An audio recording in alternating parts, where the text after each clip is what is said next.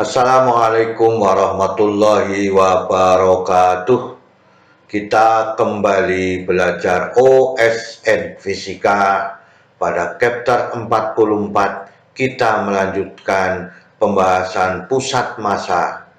Pembahasan soal-soal pusat massa, momentum tumbukan linier. Semoga kita selalu diberikan nikmat kesehatan, kekuatan, juga keluarga kita, sehingga kita dapat beraktivitas kembali seperti biasanya. Semoga paparan video ini dapat membantu dan mempermudah belajar OSN Fisika, pusat massa, momentum, dan tumbukan linier. Kita bahas pada soal yang pertama. Dua buah partikel bermassa M1 dan M2 mengalami tumbukan sentral. Kecepatan awal masing-masing adalah U1 dan U2 sama dengan alfa U1. Alfa adalah lebih besar daripada 0. Jika energi kinetik awal kedua partikel adalah sama dengan sistem pada laboratorium, tentukan nilai U1 dibagi U2 dan M1 dibagi M2 agar M1 akan diam dalam sistem lab setelah tumbukan. Jadi setelah tumbukan M1 diam di sini dengan kecepatan V1, Maka dengan demikian kita ambil persoalannya. M1 benda 1, massa benda 1, M2 massa benda 2, U1 kecepatan awal benda 1, U2 awal kecepatan benda kedua, kemudian V1 kecepatan setelah tumbukan benda 1, V2 kecepatan benda setelah tumbukan pada yang kedua. U2 sama dengan alfa U1. Alfa lebih besar daripada 0, hitunglah U1 per U2,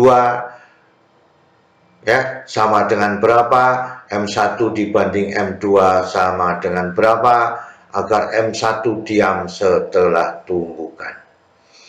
Kita bahas bersama-sama, Inilah persoalannya.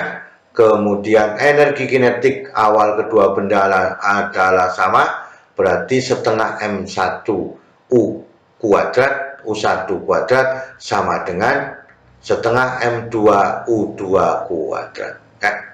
Dengan ketentuan alfa 2, U2 sama dengan alfa U1, alfanya lebih besar daripada 0 karena sama, maka setengah M1 U1 kuadrat sama dengan setengah M2 U2 kuadrat. Kita kalikan semua dengan 2, maka hasilnya adalah M1 U1 kuadrat ditambah M2 U2 kuadrat. Ini sudah ada ketentuannya alfa U1. Maka dengan demikian M1 U1 kuadrat sama dengan M2 dikalikan alfa U1 dikuadratkan. U2 diganti ini, sehingga menjadi M1 dibanding dengan M2, maka U1 kuadrat dibagi U1 kuadrat adalah 1, masih ada alfa kuadrat sebagai persamaan 1. Atau boleh dituliskan M1 itu sama dengan M2 alfa kuadrat. Ini yang kita inginkan. Kemudian setelah tumbukan, M1-nya diam. Nah, itu. Jadi diam, kemudian V1 dengan V2 adalah kecepatan setelah tumbukan.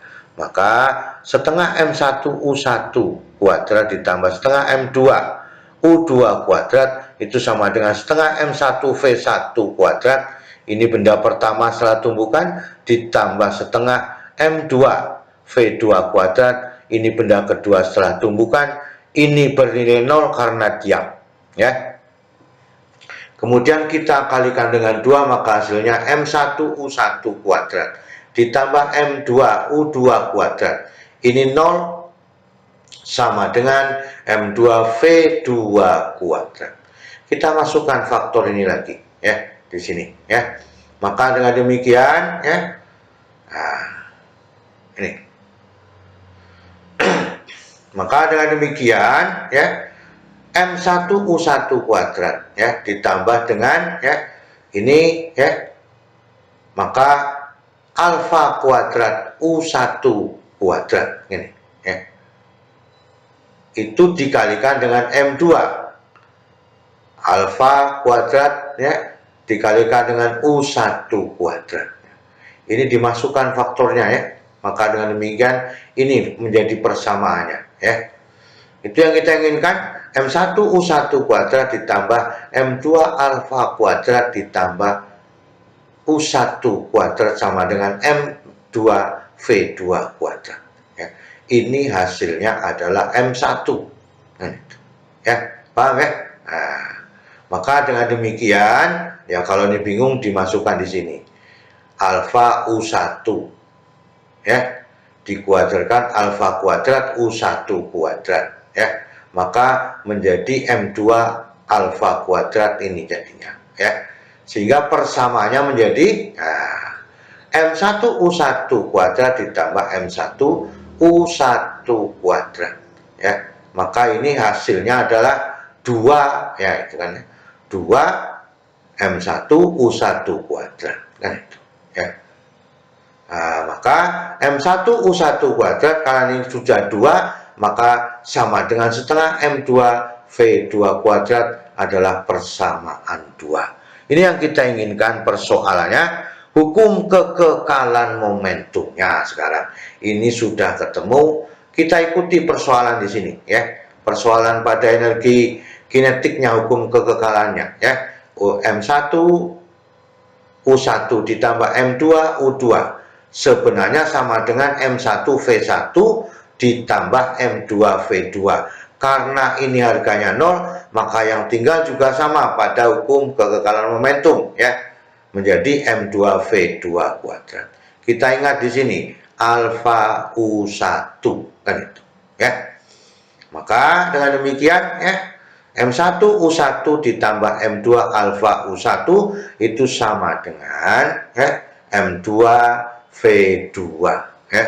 Maka V2-nya ya, karena ini U1-nya sama, maka kita ringkas V2 sama dengan M1 ditambah M2 dikalikan dengan alfa dikalikan dengan U1 dibagi M2 sebagai persamaan 3. Maka dengan demikian persamaan 3 masuk persamaan 2 ya. Persamaan 3 masuk persamaan 2, ini persamaan 2, ini adalah persamaan 3, dimasukkan harganya.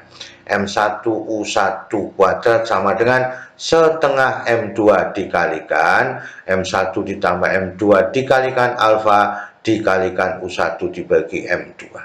Ini M2 kuadrat, di sini M2 kan itu ya, maka masih ada M2 per M2 kan itu. Ini dikalikan maka ini menjadi ya. Nah, ini persoalannya, ini yang kita inginkan. Kemudian ya kita bagi ya, kita bagi ini menjadi ini M2 untuk membagi M1 ya.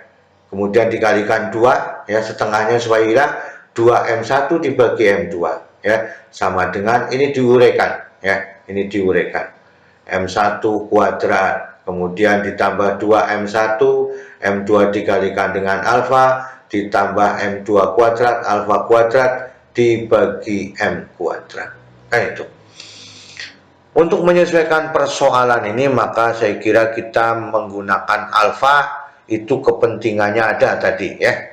Maka dengan demikian kita ambil, jangan dibagi, tetapi kita uraikan dengan M1 dan M2 seperti ini ya. Maka persoalannya menjadi 2M1 dibagi M2 sama dengan M1 kuadrat dibagi M2 kuadrat ditambah 2M1 M2 alfa dibagi M2 kuadrat. Ini baru masih ada seper M2 ya. Maka M2 kuadrat kan itu dibagi M2 kuadrat ya, dikalikan dengan alfa kuadrat. M1 dibagi M2 adalah alfa kuadrat. Ini yang kita inginkan ya, supaya kita tidak merubah keadaan ya. Maka M1 dibagi M2 adalah alfa alfa kuadrat. Maka dengan demikian ini masih ada M1 per M2 kan itu ya. Ini masih ada alfa kuadrat kan itu. Ini adalah alfa kuadrat kan itu. Sehingga 2 alfa kuadrat. Maka ini alfa pangkat 4 jadinya ya. Ya. Alfa pangkat 4, kemudian ini masih ada 2 ya. Ini alfa dikalikan alfa kuadrat menjadi 2 alfa pangkat 3 ditambah alfa kuadrat. Ini menjadi lebih mudah kita melakukannya di sini ya. Jadi jangan dibagi dulu kan itu ya. Maka baru kita bagi dengan alfa kuadrat semuanya. Alfa pangkat 4 dibagi alfa kuadrat, masih ada alfa kuadrat, masih ada alfa pangkat 1. Ini adalah 1. Sehingga persamaannya menjadi alfa kuadrat ditambah 2 alfa. Ini ya, 2 dikurangi 1 ya, masih ada 1 dipindah ke ruas kanan menjadi negatif 1 sama dengan 0. Ini persamaan kuadrat. Alfanya harus dicari menggunakan akar-akar persamaan kuadrat ya. Sehingga ya, ini negatif 2 ya, karena di sini positif. Plus minus akar 2 kuadrat 4 dikurangi 4 kali 1 dikurangi 1 dibagi dengan 2. Maka ya, ini menjadi negatif 2, yang memenuhi syarat adalah positif, maka 4 dikurangi ya, ditambah ya, ditambah 4 ya, menjadi 8. Maka 2 akar 2 dibagi dengan 2, sehingga akar 2 dikurangi 1 sebagai persamaan 4. Inilah nilai alfa yang kita inginkan berdasarkan M1 dibagi dengan M2 ya. Kita lanjutkan. M1 dibagi dengan M2 sama dengan berapa? Berdasarkan M1 dibagi M2 pada persamaan 1 adalah alfa kuadrat. Alfanya sama dengan akar 2 dikurangi 1 pada persamaan 4. Kita masukkan nilainya. M1 dibagi M2 sama dengan akar 2 dikurangi 1 dikuadratkan. Sehingga ya, 3 dikurangi 2 akar 2. 2 kuadrat adalah 2 ditambah 1 menjadi 3.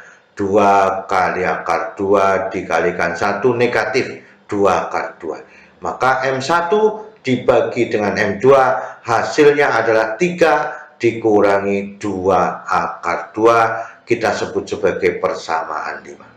Kita cari adalah U1 dibagi dengan U2 ya.